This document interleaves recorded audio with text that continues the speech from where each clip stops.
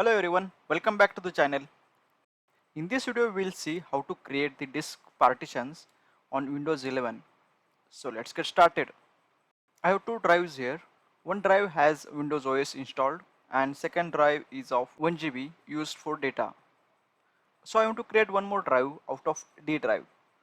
Search for the disk partition and open this tool. Here you will be able to see all the disk partitions including hidden and used for systems as well. As you can see here are the drives. Disk 1 is the C drive which has Windows OS installed and the size is 256 GB. Disk 0 is of 1 GB hard disk and I will create the partition of this drive. Right click on the drive on which you want to create the partition, then click on shrink volume. It will take couple of seconds. Here you have to enter the size of the new drive you want to create.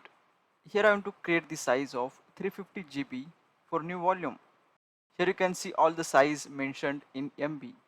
So enter the size with keeping in mind the size is in MB. After entering the size, click on shrink. It will take couple of minutes.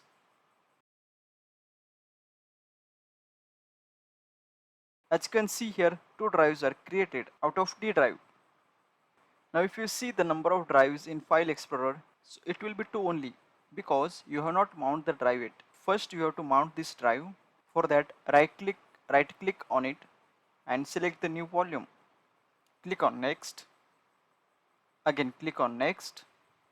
Select the drive name which you want to assign. Again click on next. Again next and finish.